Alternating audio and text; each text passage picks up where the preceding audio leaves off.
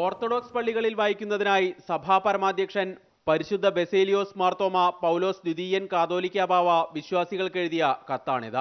സഭ ഇന്ന് നേരിട്ടുകൊണ്ടിരിക്കുന്ന പ്രശ്നങ്ങളിൽ വലിയ ദുഃഖമുണ്ടെന്നും ക്രൈസ്തവ സാക്ഷ്യങ്ങൾക്ക് നേരെ ഏറെ ചോദ്യങ്ങൾ ഉയർത്തുന്നതാണ് വൈദികർക്കെതിരെ ഉയർന്നിരിക്കുന്ന ആരോപണമെന്നും കത്തിൽ പറയുന്നു. കുറ്റം ചെയ്തിട്ടുണ്ടെങ്കിൽ സഭ വൈദികരെ സംരക്ഷിക്കില്ല. ആരോപണം ഉയർന്നയുടനെ വൈദികരെ മാറ്റി നിർത്തിയിട്ടുണ്ട്.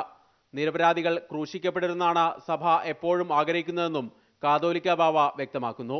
സാഹചര്യം മുതലെടുത്ത സഭയെയും പൗരോഹിത്യത്തെയും അവഹേളിക്കാനുള്ള ശ്രമങ്ങൾ നടക്കുന്നുണ്ട്.